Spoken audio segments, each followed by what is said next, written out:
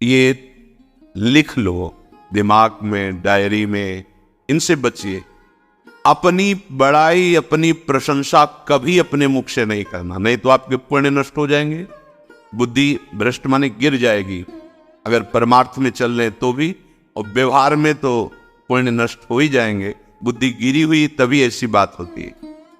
और ये दोष बहुतायत है, ये बहुत प्रभावशाली है। अपने मुख से कभी अपनी बड़ाई ना करना। अगर कोई अपने मुख से अपनी बड़ाई करता है तो उसके सुकृत नष्ट हो जाते हैं, बुद्धि भ्रष्ट माने गिर जाती, पतित हो जाती है, फिर निर्णय ठीक नहीं। अगर हमारा सारथी, हमारा ड्राइवर मूढ़ हो तो कहीं भी हमको गिरा देगा, तो वो बुद्धि भ्रष्ट मतलब गिर जाती है, निर्णय करने लायक नहीं रहती। अपनी प्रशंसा अपने मुख से करना। दूसरा, लोलुपता, ये वृत्ति नहीं होनी चाहिए। धर्म से चलेंगे, धर्म के द्वारा जो हमें प्राप्त होगा उसी से हम अपना भरण पोषण करेंगे। आपके बच्चे स्वस्थ होंगे, बुद्धिमान होंगे, परिवार में बहुत सुख और शांति होगी। भले दीपक की तरह जलो, बहुत काल तक रहेगी।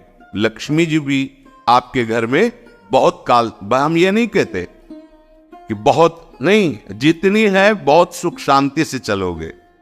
अगर लोलुपता करोगे, हिंसा, छल कपट, व्यभिचार, चोरी, ऐसे धन आ जाए, वो आएगा, लेकिन वो हाइलोजन की तरह आएगा, एकदम प्रकाश और फ्यूज, बिल्कुल अंधकार करके जाएगा। देख लेना, तुम्हारे जो सुख के हेतु है, तुम्हारा शरीर, तुम्हारे बच्चे, तुम्हारी पत्नी, तुम्हारा परिवार, उसको देख के तुम रात दिन जलोगे बिना आग के।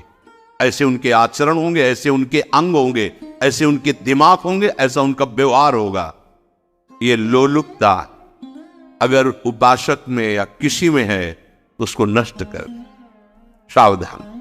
तीसरा, यदि आपका अपमान होता है तो आपको उसे सहन करना होगा, उससे आपके पाप नष्ट हो जाएंगे। जो तनिक सा भी अपमान होने पर बहुत क्रोध करके दूसरे का अपकार करने लगता है, ये आपका पतन करा देगा, ये आपको फंसा देगा, हृदय जलेगा, अर्थव्यवस्था नष्ट होगी, पूरा परिवार दुखी होगा। जरा सा अपमान की संभावना में आप किसी से भी भिड़ गए, किसी से भी, वो ये प्रवृत्ति आपका पतन कर देगी। उपासक में तो अपमान सहना अमृत है, नीचा अपमानम शुदा, पर व्यवहार में भी ज्यादा उत्तेजित मत होइएगा। ये तो कुछ मिनट की बात है, अगर आपने उसे मारा पीटा, रिपोर्ट हुई कानून की, ओ फंसते चले जाओगे, अर्थ जाएगा, समय जाएगा, चिंतन जाएगा, बहुत तरह से हानि हो जाएगी। अगर आप सह गए तो आपका सहना उसके लिए आग बन जाएगा। उमा क्षमा साप होते भारी, तुम्हें दंड देने की जरूरत नहीं, उसका एक कर्म ही उसे दंड दे देगा। आप शांत हो जाइए, आप सत्संगी हैं, आप शांत रहिए। चौथा, निरंतर क्रोध और उसका चिंतन। बैठे बैठे बस द्वेषियों का चिंतन ही हो रहा है, अंदर क्रोध का चिंतन और द्वेषियों का चिंतन ही हो रहा है। द्वेष भरी बातें, द्वेष भरे क्रियाएं, उन्हीं का चिंतन करके जलते रहना क्रोध से। उपासक को तो क्रोध करना ही नहीं चाहिए, बहुत शांत। ठीक है, अभ्यास में कभी क्रोध हो सकता है, उसको फिर समन करो, अंदर से प्रायश्चित, जैसा कि अब गलती हुई आगे नहीं करेंगे। और व्यवहार में भी क्रोध को आप पीना सीखें।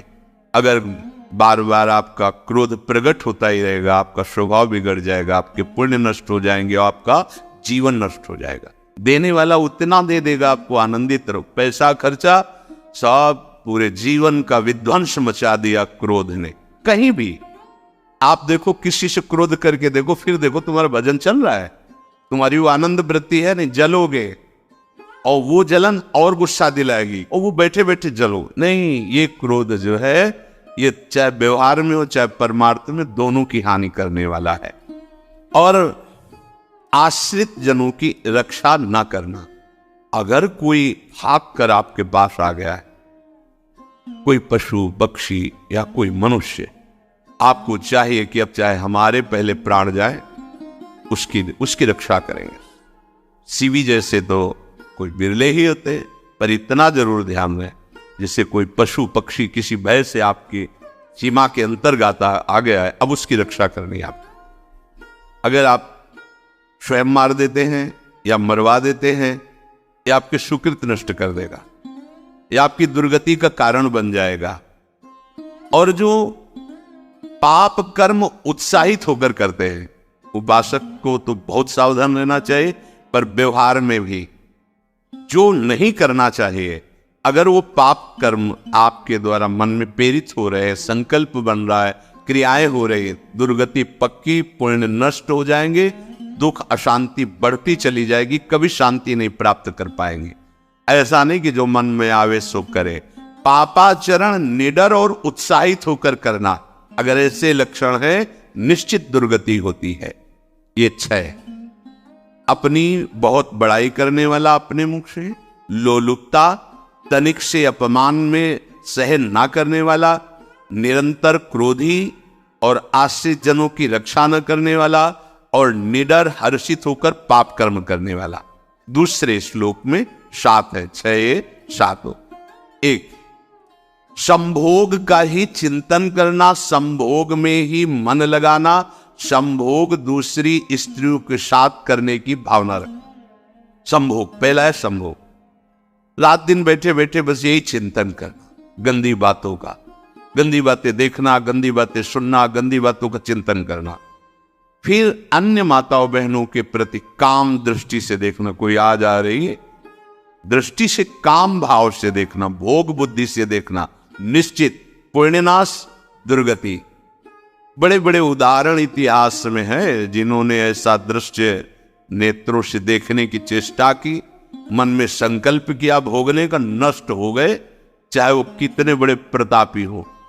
ये दुर्योधन कोई साधारण थोड़ी है, भगवान व्यासदेव जी के द्वारा ही तो, भगवान व्यासदेव जी इसकी उत्पत्ति का कारण है। अब देखो इतने महान पुलस्त जी उत्पत्ति का कारण है रावण के।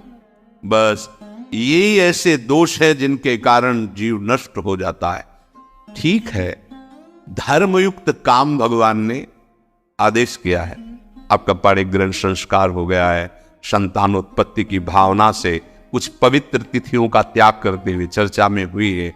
एक नियम है, एक आदेश है शास्त्र का, आप बहुत काम प्रवृत्ति वाले हैं तो प्रत्येक मास में जब माता बहनें पवित्र हो जाती मासिक धर्म से, तो जिनका पाणिग्रहण आपने किया, जो पत्नी स्वरूप है, वो ठीक है। वहां भी बार बार के लिए व्यभिचार प्रवृत्ति के लिए शास्त्र आदेश नहीं करता, संयम पूर्वक, और उसका चिंतन नहीं करना। पाणिग्रहण संस्कार है, घर में विराजमान है, एक संयम एक नियम के अनुसार उसका चिंतन तो फिर भ्रष्ट कर देगा। चिंतन प्रभु का करना है, चिंतन प्रभु की सेवा जो आपके कर्तव्य, इसके चिंतन से बचो। घातक है, बहुत बड़ा जहर है, अगर विषय चिंतन होने लगा तो मरोगे, जिंदा जलोगे, दुर्गति भी होगी। ये अंदर की जो आग है ना, कामाग्नि, ये इतनी बढ़ती चली जाएगी, तुम्हारे होश खराब हो जाएंगे कि मुझे क्या करना चाहिए क्या नहीं करना चाहिए। कोवा मदांधो मदनातुरुवा, अंधा हो जाएगा, नहीं दिखाई देगा अनुजा तनुजा क्या है कौन है, कुछ नहीं, भ्रष्ट बुद्धि। संभोग का चिंतन, चिंतन नहीं, धर्मयुक्त काम आदेश है शास्त्र में। यदि आप प्रवृत्ति मार्ग में हैं तो अपनी पत्नी को जो पाणिग्रहण स्वीकार किया है, वहां भी पवित्र तिथियों का त्याग करते हुए, एकादशी है, रामनवमी है, नव दुर्गा है, जन्माष्टमी है, राधाष्टमी, जो पवित्र तिथियों का त्याग करते हुए, और ऐसे जो मर्यादाएं हैं उसके अनुसार, और कहीं पराई स्त्री के साथ संभोग की बात, निश्चित दुर्गति पक्की है।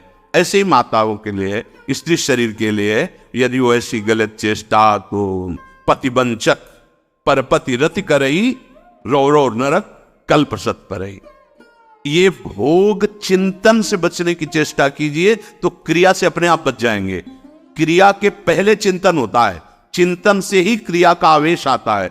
चिंतन संभालिए, इसी से भगवत प्राप्ति होती है, चिंतन से, और इसी से दुर्गति भी होती है।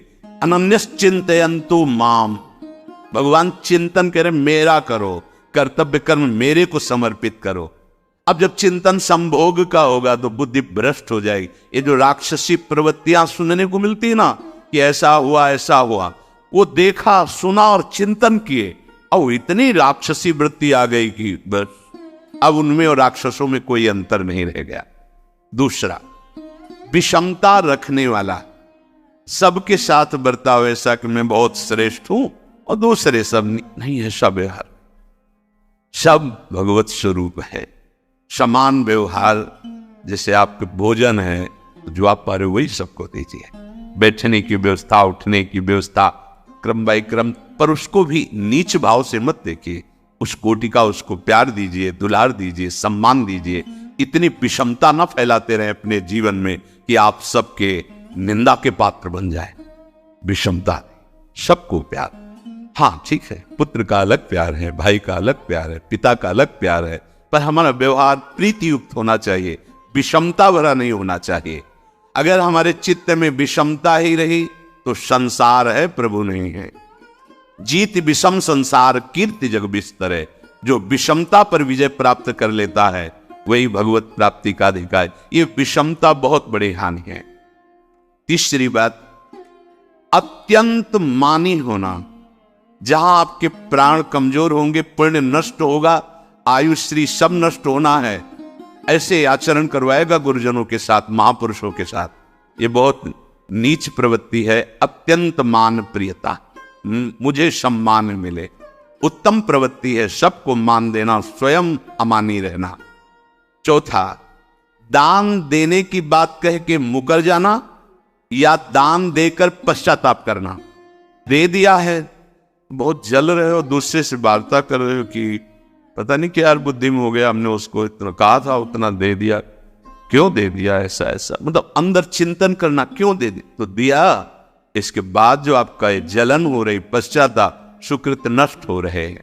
दान देकर पश्चाताप करना या दान देने की बात कह के मुकर जाना। जैसे आपने कह दिया आपको इतना इतना ऐसा, अब आप मुकर गए, ब्याज सहित तुम्हें देना होगा, ये तुम्हारी दुर्गति का कारण बन जाएगा। ऐसे ही नहीं बोलना चाहिए, बहुत होश से। वाणी एक अमोल है, जो कोई बोले जान, ये तराजू तौल के तब मुख बाहर आन।